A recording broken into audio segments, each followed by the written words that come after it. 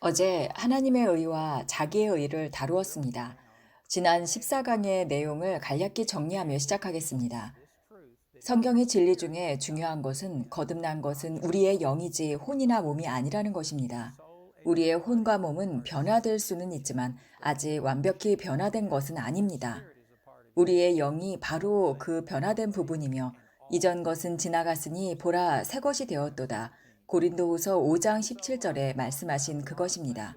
앞서 제가 여러 내용을 나눈 것처럼 히브리서 9장과 10장을 통해 우리는 과거, 현재, 미래의 모든 죄를 용서받았다는 것을 말했습니다.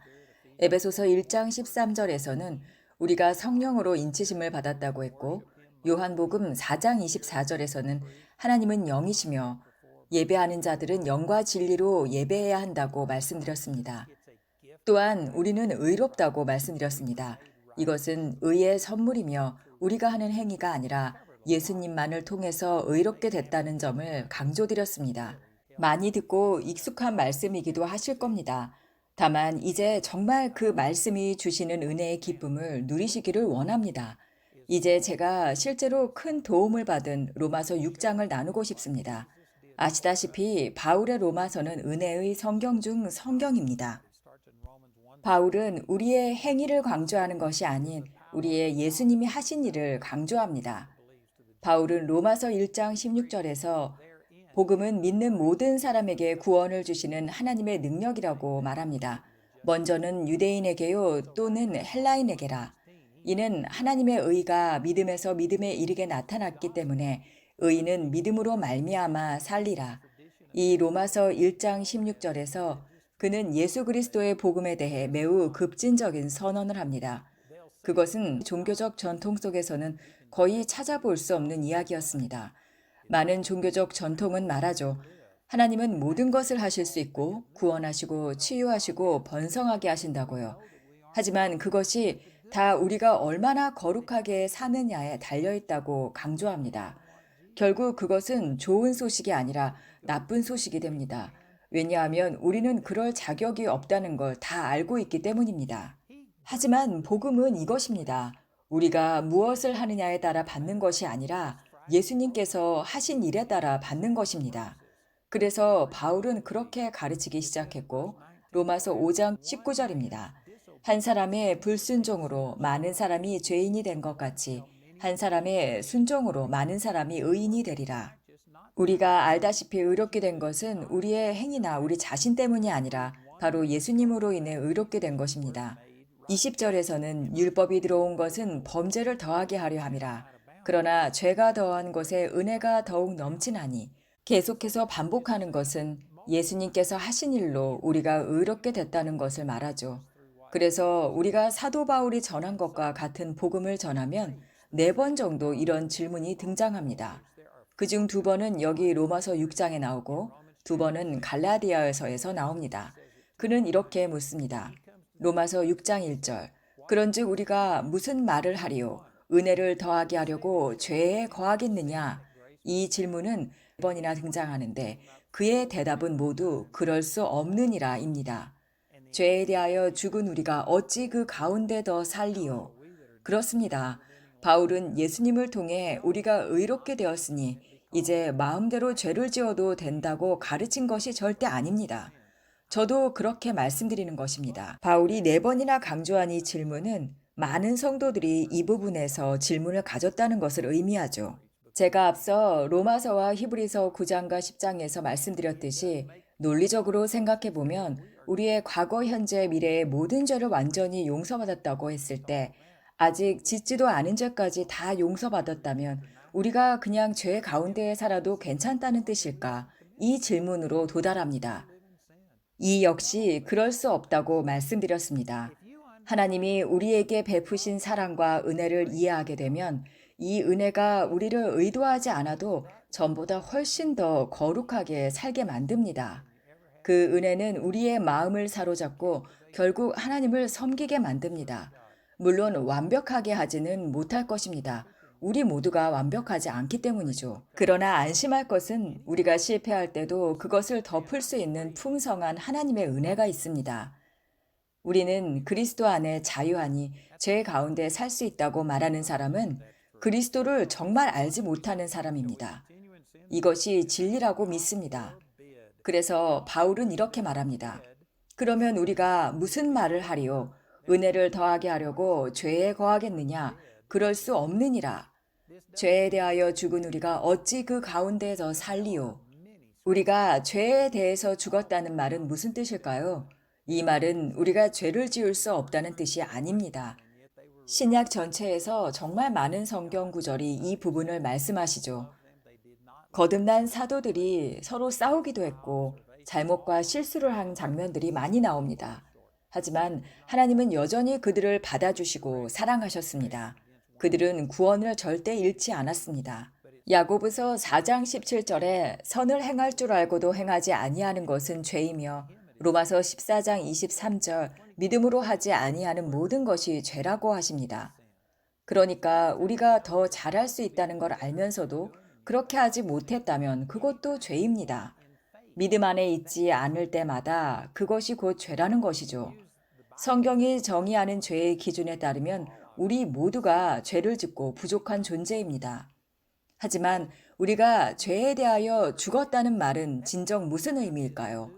그것은 새롭게 거듭난 영을 의미합니다. 한때 저에게 큰 혼란을 줬던 요한 1서 3장을 함께 보고 싶습니다. 이 구절은 제가 영혼 몸에 대해서 깨달음이 생긴 후에 이해되기 시작했습니다. 요한일서 3장 8절. 죄를 짓는 자는 마귀에게 속하나니 마귀는 처음부터 범죄함이라. 하나님의 아들이 나타나신 것은 마귀의 일을 멸하려 하심이라. 9절에서는 하나님께로부터 난 자마다 죄를 짓지 아니하나니 이는 하나님의 씨가 그의 속에 거함이요 그도 범죄할 수 없나니 이는 하나님께로부터 났음이라. 이게 도대체 무슨 뜻일까요? 왜냐하면 앞서 말한 것처럼 우리 모두 죄를 짓고 있고 계속 죄를 짓기 때문입니다. 그렇다면 우리의 실제 경험과 하나님의 말씀 사이에 어떻게 조화를 이룰 수 있을까요? 이 본문의 키는 영혼 몸에 대한 이해입니다. 우리의 영만이 하나님께로부터 난 부분이라는 것이죠. 그리고 이 영은 죄를 절대 지을 수 없습니다. 왜냐하면 하나님께로부터 났기 때문이죠. 우리의 몸은 하나님께로부터 난 것이 아닙니다. 언젠가 영화로운 몸을 입게 될 텐데 그 몸은 바로 하나님께로부터 나서 완전할 것입니다. 또 언젠가는 우리의 혼도 영화롭게 되어 마땅히 알아야 할 모든 것을 알게 될 것입니다. 하지만 지금은 아니죠. 지금 이 순간은 하나님께로부터 유일하게 우리의 영만 나 있는 상태입니다. 그 영은 죄를 절대 지을 수 없습니다. 그리고 거듭난 우리는 죄의 본성이 남아있지 않습니다. 로마서 6장에서 그럴 수 없느니라. 죄에 대하여 죽은 우리가 어찌 그 가운데 더 살리요. 그리스도 예수와 합하여 세례를 받은 우리는 그의 죽으심에 합하여 세례 받은 줄을 알지 못하느냐. 그러므로 우리가 그의 죽으심에 합하여 세례를 받음으로 그와 함께 장사되었나니 이는 아버지의 영광으로 말미암아 그리스도를 죽은 자 가운데서 살리신 것과 같이 우리도 또한 새 생명 가운데서 행하게 하려 함이라. 만일 우리가 그의 죽으심과 같은 모양으로 연합한 자가 되었으면 또한 그의 부활과 같은 모양으로 연합한 자도 되리라. 기억하십시오. 이 말씀은 너무나도 중요합니다. 여기서 잠깐 짚고 넘어갈 것이 있습니다. 어떤 사람들은 우리가 거듭난 새 본성을 가지고 있으면서도 여전히 그 안에 옛 죄의 본성도 함께 있다고 생각합니다. 오해하지 마십시오, 여러분. 우리 모두는 태어날 때 죄의 본성을 가지고 태어난 것은 맞습니다. 시편 51편에서 다윗은 내 어머니가 죄 중에 나를 잉태하였나이다. 이것은 그의 어머니가 혼의 관계로 다윗을 낳았다는 뜻이 아니라 우리 모두가 죄의 본성을 가지고 태어났다는 의미입니다. 에베소서 2장에서도 본질상 진노의 자녀였더니 다른 이들과 같았느니라. 그러므로 우리 모두는 죄의 본성을 가지고 태어났습니다. 그래서 저도 인정합니다. 그렇습니다. 모든 사람은 죄의 본성을 가지고 있죠. 그러나 우리가 거듭날 때 그 옛 본성은 죽었습니다. 사실 이건 그리 복잡한 개념이 아닙니다. 그런데 이게 왜 복잡해졌을까요? 오해를 야기하는 해석이 그동안 많았기 때문이죠. 실제로 많은 성경 번역본에서 로마서 6장과 7장의 이 중요한 요점에서 혼돈을 야기합니다. 예를 들어 우리가 옛 죄의 본성으로 그런 행위를 한다고 말하기도 하죠.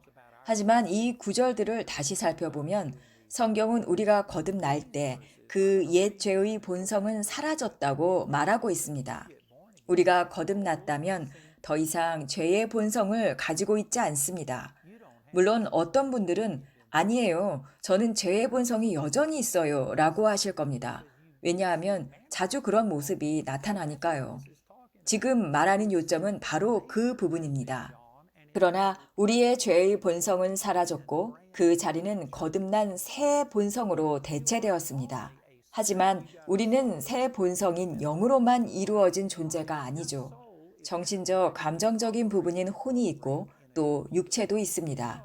우리의 혼은 마치 컴퓨터의 운영 체계와 같습니다. 컴퓨터에는 하드 드라이브가 있고 여러 데이터가 저장되어 있지 않습니까? 그런데 실제로 그것들을 작동하게 하는 건 바로 운영 체계입니다. 소프트웨어가 모든 걸 움직이게 하죠. 우리가 거듭날 때 우리 안에 새로운 본성이 들어오지만 여전히 옛 운영 체제를 갖고 있는 것과 같습니다.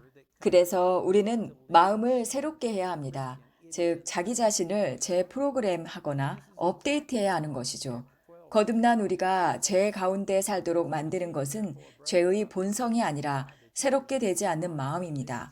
이것이 바로 로마서 12장 1절과 2절이 말하는 것이죠. 그러므로 형제들아 내가 하나님의 자비하심으로 너희를 권하노니 너희의 몸을 하나님이 기뻐하시는 거룩한 산 제물로 드리라. 이는 너희가 드릴 영적 예배니라.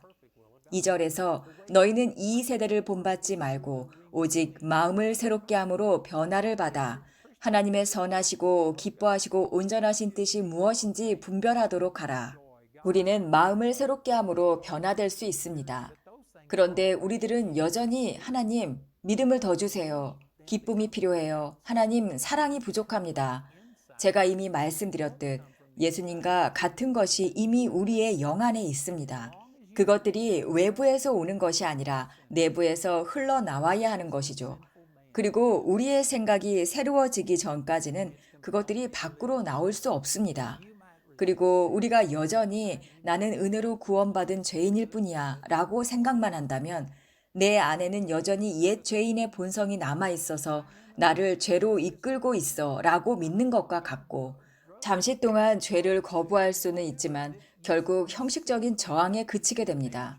결국에는 무너지게 될 가능성이 높죠. 왜냐하면 우리 자신을 그렇게 보기 때문입니다. 나는 죄인인 걸. 나는 알코올 중독이야. 나는 마약 중독이야. 나는 창녀야. 나는 원래 그런 사람이야. 그리고 우리는 그것이 자기의 본성이라고 여깁니다. 그렇게 죄를 저항하고 싸우려고 하겠지만 유혹이 계속되면 결국 굴복하게 됩니다.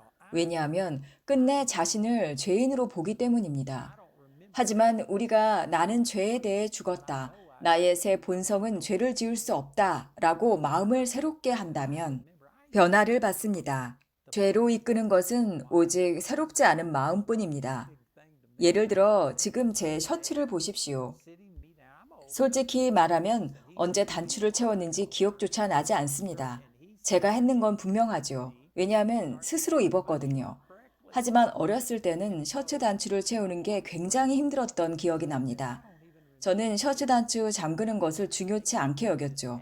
그래서 하루는 아버지께서 저를 앉혀놓고 너도 이제 스스로 셔츠 단추를 채워야 해 하시며 제 옆에 앉아 제가 제대로 단추를 채울 때까지 시키셨습니다. 그런 제가 지금은 단추를 채웠는 걸 기억조차 하지 않는다는 점이죠. 이제는 마치 그것이 제 본성처럼 자동적으로 이루어지는 일이 되었습니다. 하지만 저는 태어날 때부터 그랬던 것이 아니었죠. 왜냐하면 저는 그걸 배워야만 했습니다. 그런데 지금은 너무 많이 반복해서 마치 본능처럼 느껴지지만 사실 그것은 습득된 습관입니다. 우리의 혼도 이와 같습니다. 우리는 나는 원래 남 얘기를 하는 습관이 있어. 나는 원래 우울한 사람이야. 나는 원래 화를 잘 내. 이렇게 말하죠. 그런 죄의 경향성이 자주 나타나는 걸 보면서 이건 내 안에 죄의 본성이 있기 때문이야 라고 생각합니다. 하지만 성경 말씀을 분명히 말하면 그 죄의 본성은 사라졌습니다. 거듭나는 순간에요. 그런데 여전히 그런 경향성이 남아있는 것처럼 보이는 이유는 우리 스스로가 그렇게 훈련되어 배웠고 그렇게 프로그래밍 되어 있기 때문입니다.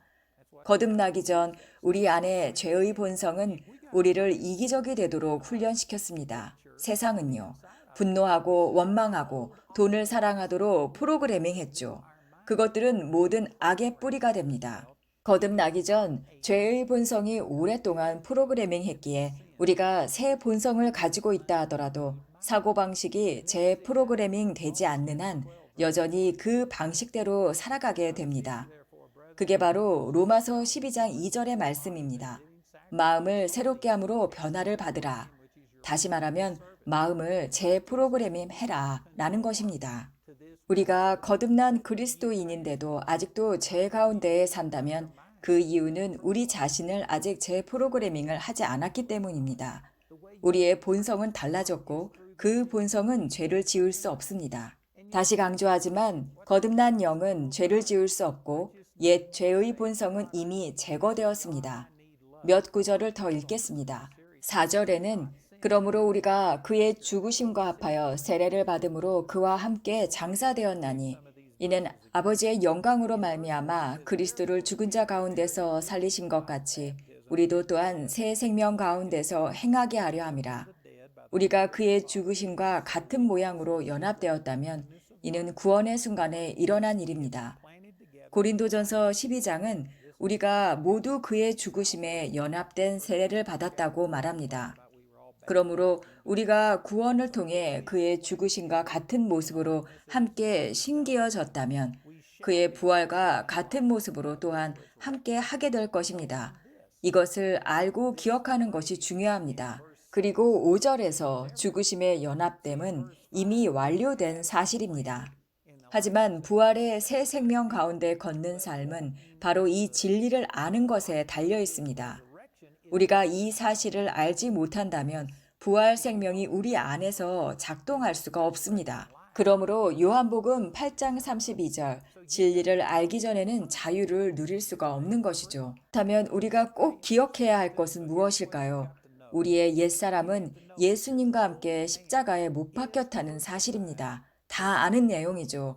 십자가에 못 박힌다는 것은 죽었다는 뜻이고요. 그리고 성경은 여러 번 이런 표현을 사용합니다.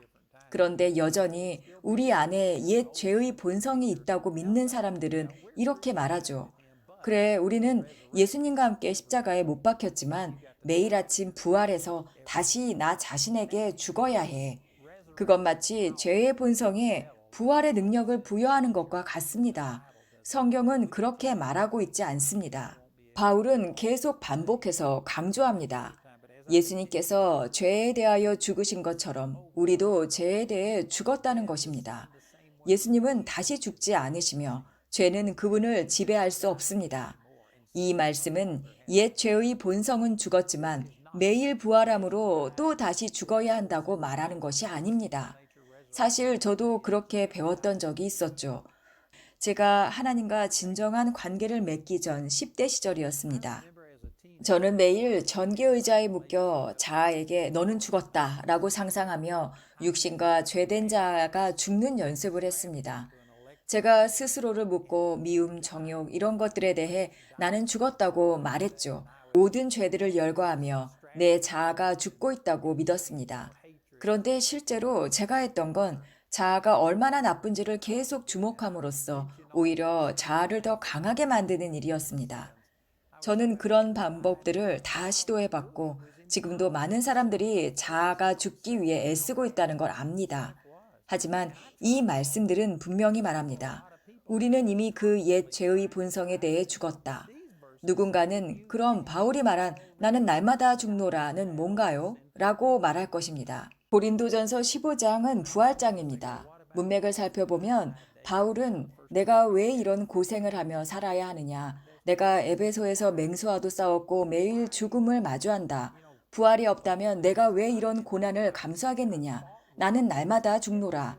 그것은 바울이 옛 죄의 본성에 죽는다는 말이 아니라 내가 날마다 실제 죽을 듯한 고난을 마주한다. 그러나 부활이 없다면 이 모든 게 무슨 의미가 있겠느냐라고 말한 것입니다. 매일 죄에 대해 의식하며 자아에 계속 죽어야 한다고 가르치는 것은 두려움을 기반합니다. 종교적인 해석이죠. 우리는 죄를 의식하는 대신 부활하시고 또 우리 안에 계신 예수님을 주목해야 합니다. 다시 말하지만 로마서 6장 5절에서 우리가 거듭날 때 우리가 그의 죽으심에 연합되었다면 우리는 그의 부활과 같은 모습으로도 연합될 것입니다. 우리가 알아야 할 것은 우리의 옛사람이 예수님과 함께 십자가에 못 박혔다는 것이기 때문이죠. 죄의 몸이 죽어 우리가 더 이상 죄에게 종노릇하지 않게 되었다는 사실을 절대 잊지 마십시오.